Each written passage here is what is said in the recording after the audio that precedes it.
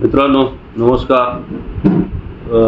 सगळ्यात आधी Chhatrapati Sambhajinagar city news या चॅनलच्या माध्यमातून आपल्या समोर येण्याला अतिशय आनंद होत आहे।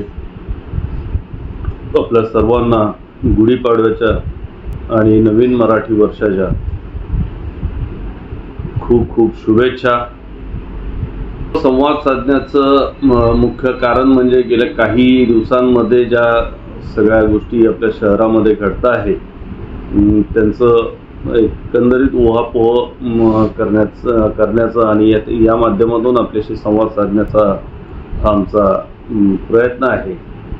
गेल्या काही दिवसातल्या घटना शहरामध्ये घडलेल्या ज्याला आपण ऐतिहासिक शहर म्हणतो, ज्याला औद्योगिक नगरी असं बिरुद लावतो, अशा आपल्या शहरामध्ये काही अनेक घटना घडामोडी घडत आहेत। आशियातलं सर्वात वेगवान विकसित झालेलं औद्योगिक शहर या नावानं ओळखलं जातं, या नावानं आपल्या शहराचा गौरव केला जातो। परंतु या शहराला काही गालबोट लावणाऱ्या घटना गेल्या काही दिवसांमध्ये घडत आहेत। त्यामध्ये गुन्हेगारीची घटना घडली नाही असं जवळपास एकही दिवस कोरा जात नाही, हे आपल्या सगळ्यांचं दुर्दैव मानावं लागेल। आणि हे जर असं सगळं होत राहणार असेल तर हे शहर खरंच सुरक्षित आहे का? आपल्या सगळ्यांसाठी, तुमच्या माझ्यासाठी सुरक्षित आहे का? आपल्याला सुरक्षित वाटणारच नाही का? असे प्रश्न मनामध्ये निर्माण होतात। कुठल्या गुन्हेगारी स्वरूपाच्या कुठल्या घटनेचा उल्लेख करावा आणि कुठल्या मागे ठेवाव्यात असे प्रश्न आपल्या सगळ्यांच्या स्वरूपात तुमच्या माझ्या मनामध्ये उभे राहत आहेत। गेल्या काही दिवसांचा, अगदी 8-15 दिवसांचा दांडोळा जर घेतला तर या शहरामध्ये जवळपास 70 मुली आणि विवाहिता महिला बेपत्ता झालेल्या आहेत। मंगळसूत्र चोरीच्या घटना घडल्या आहेत। 8 दिवसापूर्वीचा विचार केला तर गोळीबार या शहरामध्ये घडलेला आहे। जर केलं तर मुकुंदवाडीमध्ये याच्यातनं टोळी युद्धातनं गोळीबाराची घटना घडलेली आहे। त्याच्यानंतर नवाबपुरामध्ये एका व्यावसायिकावर गोळीबार झालेला आहे। या सगळ्या मन अस्वस्थ करणाऱ्या घटना आहेत। नशेखोरांकडून लोकांना लुटलं जात आहे। बळराम पाटील शाळेजवळ सिडकोमधल्या त्या ठिकाणी कॉलेजच्या तरुणांची मारामारी झालेली, टोळी युद्ध जे उभं राहतं ते अशाच याच्यातनं उभं राहतं। तर अशा घटना या थांबणार कधी आहे? आपण या सगळ्यांमधून बाहेर कधी पडणार आहोत? आपण घरातून बाहेर पडल्यानंतर पुन्हा घरी व्यवस्थित येऊ की नाही ही आपल्या तुमच्या माझ्या मनातली भीती दूर कधी होणार आहे असा प्रश्न पडतो आहे। नाशिकमधलं औद्योगिक विकास हा एकेकाळी प्रचंड उंचीवर होता, मात्र आज नाशिकसारख्या शहरामध्ये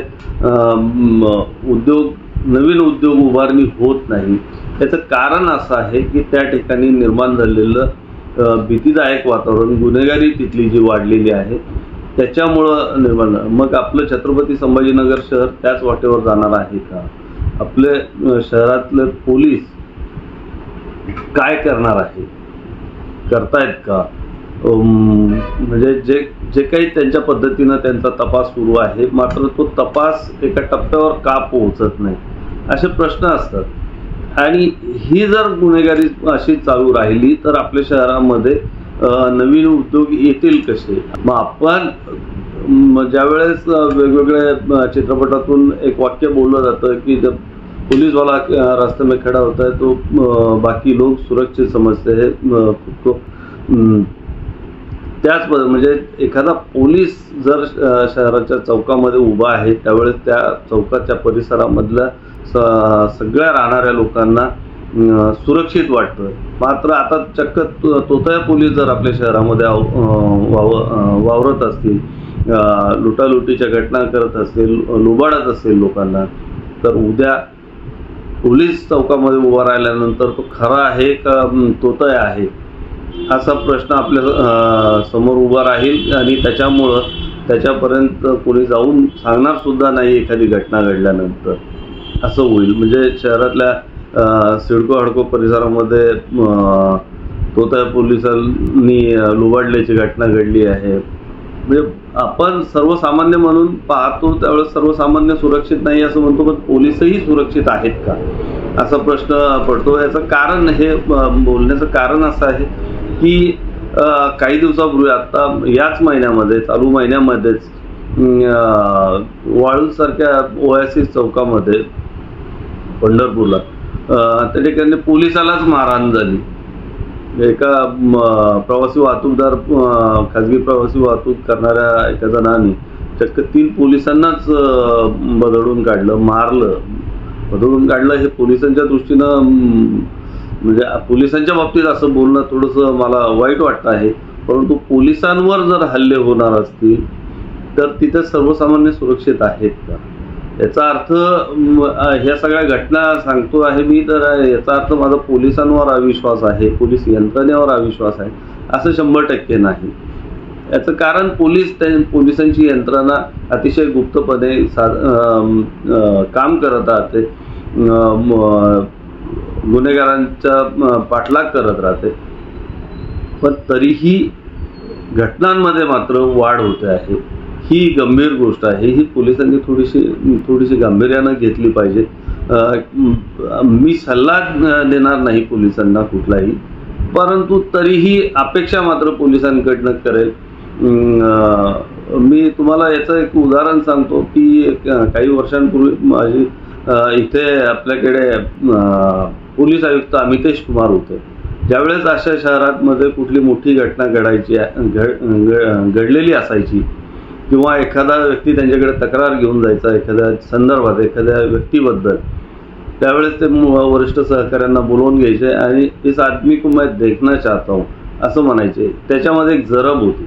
ती जरब या अनुषंगाने होती की इस आदमी को मैं एक बार सामने देखना चाहता हूँ याचा अर्थ त्या व्यक्तीला माझ्यासमोर हजर करा, त्या गुन्हेगाराला, गुन्हेगारी प्रवृत्तीच्या त्या व्यक्तीला माझ्यासमोर हजर करा असं त्यांचं सांगणं होतं. आणि मग ज्यावेळी त्या संबंधित गुन्हेगाराला त्यांच्यासमोर आणलं जायचं त्यावेळेस ते त्यांच्या पद्धतीनं त्याचा बंदोबस्त करायचे.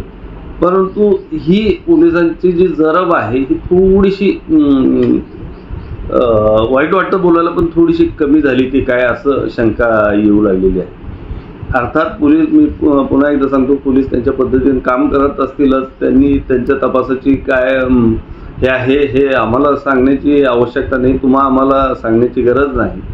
त्यांनी त्यांच्या पद्धतीनं तपास करावा. मात्र तो तपास करताना गुन्हेगारांना किंवा गुन्हेगारी प्रवृत्तीच्या लोकांना किंवा गुन्ह्याचं मी काही केलं तर काहीच होणार नाही, मला कुठलाही धाक नाही, पोलिसांचं काही भीती वाटत नाही, कायद्याचा धाक उरलेला नाही, असं ज्या लोकांच्या मनामध्ये निर्माण झालेलं आहे अशा लोकांमध्ये तो धाक निर्माण करावा अशी शहराच्या पोलिसांकडनं मात्र आमची अपेक्षा आहे, माझी आहे, आपल्या सगळ्या शहरवासियांची आहे.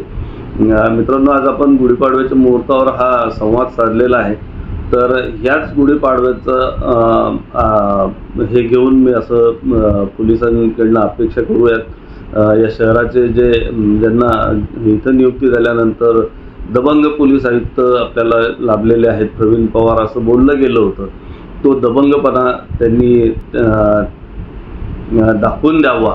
या गुन्हेगारांना, होणाऱ्या गुन्ह्यांना, गुन्हेगारी प्रवृत्तीच्या लोकांना आळा घालावा.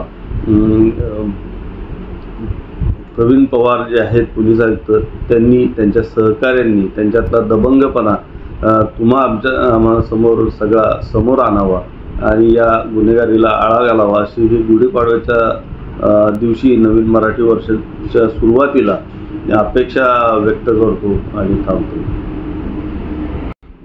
ज्या की मनाला अस्वस्थ करणाऱ्या आहेत, मन हेलावून टाकणाऱ्या आहेत, मनामध्ये भीती निर्माण करणाऱ्या आहेत,